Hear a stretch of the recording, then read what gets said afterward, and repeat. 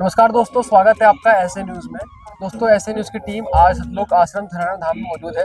मेरे पीछे आप देख सकते हैं कि सतलोक आश्रम का मेन गेट आपको दिखाई दे रहा है और जो कि आज 6 तारीख है। 6 तारीख से आज संत रामपाल जी के सानिध्य में कबीर साहब जी का निर्वाण दिवस आज से शुरू हो चुका है। दोस्तों, आज हम चलेंगे अंदर और बात करेंगे निर्वाण दिवस के बारे में कि एक्चुअली निर्वाण दिवस है क्या, निर्वाण में और मृत्यु में, डेथ के बीच में क्या डिफरेंस है, इसको लोग कैसे डिफ्रेंशिएट करते हैं और संत रामपाल जी किसी चीज़ के बारे में क्या ज्ञान रखते हैं। तो आइए चलते हैं अंदर और अंत तक बने रहिए हमारे साथ। अंदर जाने से पहले आप देख सकते हैं मेन गेट का जो नज़ारा है यहाँ पे कितना सुंदर और कितना आई अट्रैक्टिंग लग रहा है। बिल्कुल एकदम हमारी जो मतलब एक अट्रैक्टिव पॉइंट पूरा बन रहा है इस आश्रम का। अंदर की तरफ चलेंगे लेके आपको, और जो हमारा टॉपिक था निर्वाण दिवस के बारे में, निर्वाण दिवस और निर्वाण दिवस एक्चुअली में क्या है और डेथ और निर्वाण दिवस के बीच में क्या डिफरेंस है, मृत्यु और निर्वाण दिवस के बीच में क्या डिफरेंस है, ये पता करने का कोशिश करेंगे। तो अभी इस टॉपिक को लेके हम आश्रम में आए थे, निर्वाण और मृत्यु के बीच में क्या अंतर है। तो हमारे साथ में यहाँ पे संत रामपाल जी शिष्य मौजूद हैं, हम इनसे बात करेंगे। नमस्कार जी।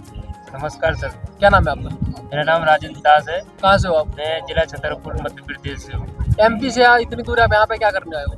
यहाँ पर हमारे गुरु जी के द्वारा जो निर्वाण दिवस का कवि परमात्मा जो निर्वाण दिवस की जो परमात्मा जो लीला की थी उसके उपलक्ष्य में भंडारा है। तो आपने ये बताइए कि आपने आई कार्ड ये गले में क्या पहन रखा है? ये हमारे भगत जी जूता घर में हम लोग जूता रखने की और जूता देने की वक्त जो हमारे भगत आते हैं, भक्त जगत भाई आते हैं, उनकी जूतों की सेवा रहती है हमारी। अच्छा, तो ये जो जूता मतलब कैसे जमा करते हो ये बता दीजिए कि जो इतने श्रद्धालु आते हैं कैसे आप करते हो? जो श्रद्धालु आते हैं तो उनके जूते लेके उनको टोकन देते हैं।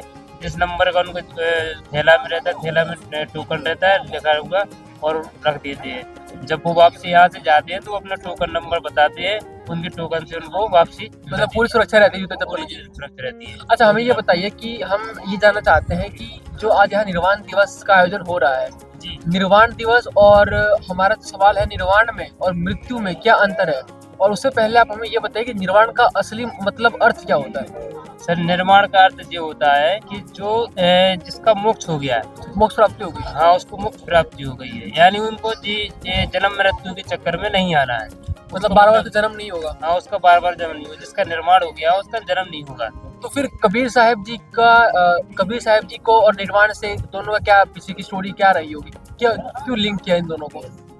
कबीर साहब जो ब्राह्मणों ने करीब 600 साल पहले जो भ्रमणा फैलाई थी कि जो काशी में मरेगा वो चाहे कैसे भी कर्म करे वो सीधा स्वर्ग को प्राप्त होगा। मतलब जो काशी में जो मरेगा वो स्वर्ग जाएगा? हाँ वो स्वर्ग जाएगा, ऐसा पंडितों का ऐसी ब्राह्मणा फैलाई रखी थी।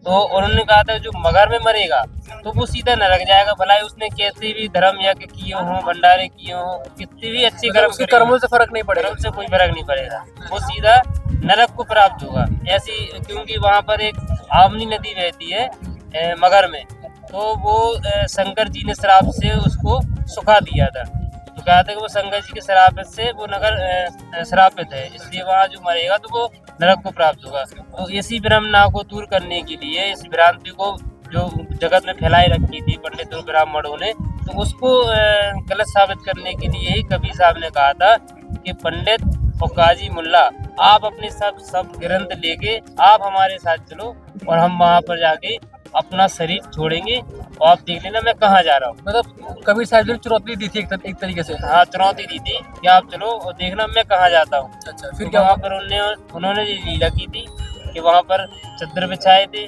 और फूल बिछाए थे, और उन्होंने ये कहा था कि देख लेना आप अपने ग्रंथ खोल के मैं कहाँ जा रहा हूँ। तो वहाँ से शेष शरीर गए थे उनका। कहाँ से? मगर से? मगर से शेष शरीर गए थे और वहाँ से ऊपर से वाणी बोली थी कि हटा दो पर्दा और नहीं है मुर्दा।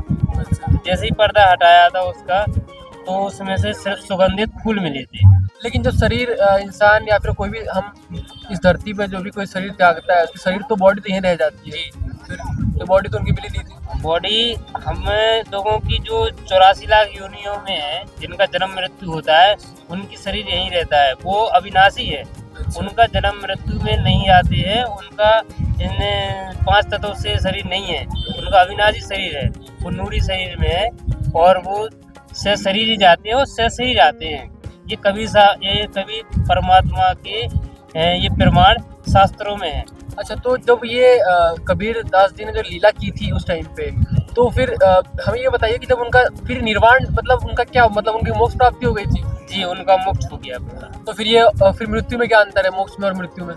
मृत्यु वो है जो 84 लाख योनियों में जाते हैं, जिनका जन्म मृत्यु होता है। आज वो मरेगा और भूत योनि में जाएगा, पितृ योनि में जाएगा। जो पंडित और ब्राह्मण जो क्रियाक्रम कराते हैं इससे पितृ योनि में जाता है। पितृ योनि के बाद फिर उनको 84 लाख योनियों में गधा, कुत्ता, सुअर इन सब में जाना पड़ता है। तो आपके कहने का मतलब ये है कि कबीर साहब जी का मोक्ष हो गया था, वो इस जन्म चक्कर से परे थे? हाँ, वो इस चक्कर से परे है। अच्छा, तो आपको क्या लगता है, आप जो ये सेलिब्रेट कर रहे हो संत रामपाल जी के सानिध्य में, जी, तो आपके क्या विचार है? आप जो भक्ति कर रहे हो उससे आपको क्या इससे प्राप्ति होगी, मोक्ष की होगी? हमारा भी 101% मोक्ष है। इतना गारंटी कैसे ले रहे हो? हमारे परमात्मा संत रामपाल जी महाराज जी, उन्होंने जो हमें मंत्र दिए हैं वही मंत्र है मोक्ष प्राप्त। आजकल के टाइम में दोस्तों दर्जनों बाबा हैं और आपके भी संत रामपाल जी महाराज भी काफी चर्चा में है, तो आप इतना हादिर होकर कैसे कह सकते हो कि हमारा जो है वो करें? क्योंकि आपके अलावा भी और सैकड़ों लोग हैं जो दावा कर रहे हैं कि हमारी क्रिया से मोक्ष होगा, हमारी क्रिया से मोक्ष होगा। अब इसमें कैसे कोई डिसाइड करेगा? देखिए, जो जगत की क्रियाएं हैं, ब्राह्मणों ने ऐसी कई क्रियाएं बना रखी हैं। इससे मोक्ष हो जाएगा, ऐसा कर लो तो इससे मोक्ष हो जाएगा, ऐसा कर लो जी मोक्ष हो जाएगा। या कोई अचानक भी व्यक्ति को, जैसे अभी हाल ही में जो ये हादसा हुआ है वहाँ पर इलाहाबाद में, तो वहाँ पे मतलब हादसे में मृत्यु महाकुंभ हुई है। महाकुंभ में जो हादसे में मृत्यु हो गई, तो उसको भी कह रहे हैं साधु संत कि उनका मोक्ष हो गया है। हाँ बिल्कुल, वो तो क्या ये दावा कर रहे हैं कि जो गंगा घाट में मरे हैं हाँ। वो लोग को उनकी तो मोक्ष प्राप्त हो गई है। हाँ, तो वो हर तरीके से कह देते हैं। अब ये बताइए आप, अगर उनका कुचल के या उनकी भगदड़ में मौत हो गई है, ठीक है, तो उनकी तो लाश ही नहीं मिली है। आपको क्या लगता है मोक्ष नहीं हुआ है? नहीं, उनका कोई मोक्ष नहीं हुआ है। कैसे? क्योंकि जो मोक्ष जो है, मोक्ष मार्ग सिर्फ संत रामपाल जी महाराज के पास है। जो कबीर साहब ने 625 साल पहले जो बताया था, जो ज्ञान दिया था, वही आज संत रामपाल जी महाराज सहसरी उन्हीं के रूप में, कबीर साहब के रूप में आए हुए हैं। और जो वो भक्ति बता रहे हैं इससे लाभ भी होते हैं और ये प्रमाण भी है, हर शास्त्रों में प्रमाण भी दिया है। अच्छा, तो जैसे इन्होंने बताया कि जो निर्वाण है, इसका मतलब ये है कि कोई भी इंसान या फिर अगर आप भी वो भक्ति कर रहे हो तो उससे आपको भी मोक्ष हो जाएगा? जी, हमारा भी मोक्ष होगा। तो जो ये भक्ति आज संत रामपाल जी इनके गुरु जी बता रहे हैं, इससे इनका मोक्ष हो जाएगा। और जैसे इन्होंने जो डिफरेंस बताया कि मृत्यु और निर्वाण में ये है कि मृत्यु एक बार शरीर त्यागने मतलब मृत्यु होने के बाद आप फिर से नया जन्म लेते हो, नया शरीर धारण करते हो। लेकिन निर्वाण एक ऐसा मतलब इन्होंने एक डेफिनेशन बताई है कि वो भक्ति आप करोगे तो उससे आपका मोक्ष हो जाएगा। तो कबीर साहब किसी की भक्ति करते थे? कबीर साहब भक्ति नहीं करते थे। कबीर साहब तो जो भक्ति बताते थे वो अविनाशी परमात्मा की भक्ति बताते थे, यानी सत्य पुरुष की, जो आदि राम है, अनादि राम है, उनकी भक्ति बताते थे। वो भक्ति के लिए एक भूमिका करने के लिए आए थे, ये बताने के लिए कि भक्ति एक निर्धनता में भी रह के भी भक्ति की जा सकती है। मतलब भक्ति का किसी स्टेटस से रिलेटेड नहीं है? नहीं, भक्ति का ये नहीं है कि आप ऊंचे मकानों मतलब बड़े कोठी बारे में रहते हो, आपको सब सुविधा हो, प्राप्त हो, ऐसो आराम हो, तभी आप भक्ति कर सकते हो। भक्ति एक गरीबी में भी आप अपना जीवन निर्वाह करते हुए भी भक्ति कर सकते हो, मोक्ष पा सकते हो।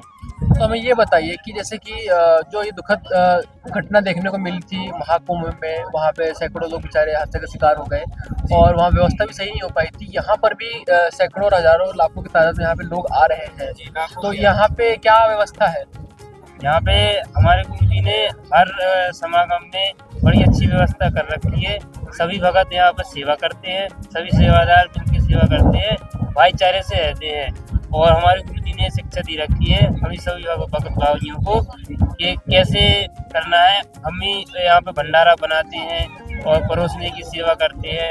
यहाँ पे जो भी जगत भाई आता है उसके साथ भी कोई भेदभाव नहीं रहता है, उनके साथ भी अपने ही भाई बंधुओं के जैसा ही व्यवहार करते हैं। तो हमारे गुरु जी की शिक्षा है ऐसी। अच्छा, तो मतलब आप सब मिलजुल के रहते हो और अपनी सारी सेवाएं करते थे? जी, सेवा करते हैं हम। दोस्तों, जैसे इन्होंने बताया कि पहले तो इन्होंने बता दिया कि निर्वाण का मतलब क्या होता है और मृत्यु का मतलब क्या होता है, आप समझ चुके हैं। दूसरा ये था कि जैसे कि अब यहाँ पर भी सैकड़ों लाखों की तादाद में लोग यहाँ पे आए हैं। आप देख सकते हो इस पूरे फ्रेम में, जहाँ तक अपनी नजर जा रही है हर जगह लोग ही लोग आपको दिखाई दे रहे हैं। कोई गार्डन में लेटे हुए है, कोई चल रहा है, कोई अपनी सेवा कर रहा है, तो बहुत सारे यहाँ पे लोग बचे हैं। तो सर हमारा आखिरी सवाल आपसे ये रहेगा कि जो लोग, जो वो पीड़ित लोग जो ये आपको देख रहे हैं इस वैसे न्यूज़ के माध्यम से, उनको आप क्या कहना चाहिए, क्योंकि उन्होंने जो हाल एक सीन देखा है महाकुंभ का, उनसे काफ़ी वो दहशत में होंगे, काफ़ी डर में होंगे, तो उनके लिए छोटा सा संदेश आप क्या दोगे? उनके लिए ये संदेश है कि आप भाइयों भटको मत, इन साधु संतों के चक्कर में मत भटको। ये कहीं पे भी आपको, ये कोई मोक्ष का इनके पास ना कोई ज्ञान है, ना इनके पास मोक्ष का कोई आधार है, ना इनके पास शास्त्रों का कोई प्रमाण है। आप समझ जाइए कि कितनी गलत भ्रमाता फैला रखी है कि गंगा में नहाने से या उस अवसर पे, यदि उस अवसर पे नहाने से मोक्ष होता या मतलब आपको सुख प्राप्त होता, तो उस पे गंगा के घाट से नहा के आने के बाद ही आपकी मृत्यु हो गई है, तो फिर कहाँ आपने गंगा मैया ने आपकी रक्षा की है, कहाँ आपके साधु संतों ने वहीं थे मौजूद थे, ना उनके मंत्रों ने रक्षा की है आपकी। तो इससे समझ में ये सिद्ध आता होता है। और यहाँ पे जो संत रामपाल जी महाराज जो हमें मंत्र देते हैं, हम जाते हुए जाप करते हैं, आते हुए जाप करते हैं, ना हमें आने जाने में कोई दुविधा होती है, ना कोई परेशानी होती है। मैं खुद 5 साल से जुड़ा हूँ भगत जी संत रामपाल जी महाराज के सानिध्य में हूँ, और 5 साल से यानी भंडारे में आ रहा हूँ। किसी के भी भगत से ये नहीं सुना है कि उनके साथ ये दुर्घटना हो गई है जाने में आने में, या आश्रम में कोई ऐसी आगजनी हो गई है कि किसी को हानि हुई, तो कोई गिर पड़ा है, कि किसी को चोट भी नहीं लगती है, खरोच भी नहीं आती है।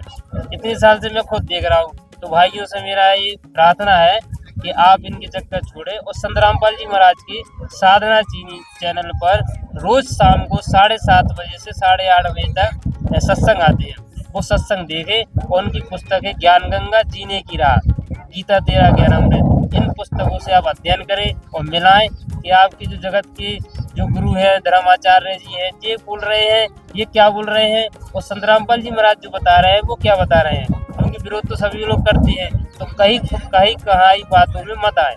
किसी के कहने में और करने में बहुत अंतर होता है। यदि कोई आपसे कहता है तो वो बात अलग हो जाती है, और जो आप प्रमाण देखेंगे वो बात अलग है, क्योंकि उनका ज्ञान अलग है, ये मोक्ष मार्ग है। और मोक्ष चाहते हो तो संत रामपाल जी महाराज के ही सानिध्य में आना पड़ेगा, तभी आपका मोक्ष है, नहीं तो मोक्ष नहीं है। आप 84 लाख यूनि में पढ़ते इसी रहेंगे। जी बहुत बहुत धन्यवाद आपका। जी धन्यवाद। तो जैसे इन्होंने पूरी स्टोरी बता दी, निर्वाण का मतलब बता दिया, अर्थ और मृत्यु का अर्थ बता दिया, साथ साथ में इन्होंने ये भी क्लेम कर लिया कि जो ये भक्ति साधना संत रामपाल द्वारा दिए कर रहे हैं, इनसे अभी तक 5 साल में इनको कोई मतलब ऐसा कष्ट नहीं हुआ है, इनको सुख प्राप्त हुए हैं। जो दर्शक जो महाकुंभ में देखे हैं, जो उन्होंने मतलब इतना हादसा उन्होंने फेस किया है, उनसे भी ये रिक्वेस्ट कर रहे हैं कि एक बार इस आश्रम में आके देखें। दोस्तों बने रहिए हमारे साथ, बहुत बहुत धन्यवाद।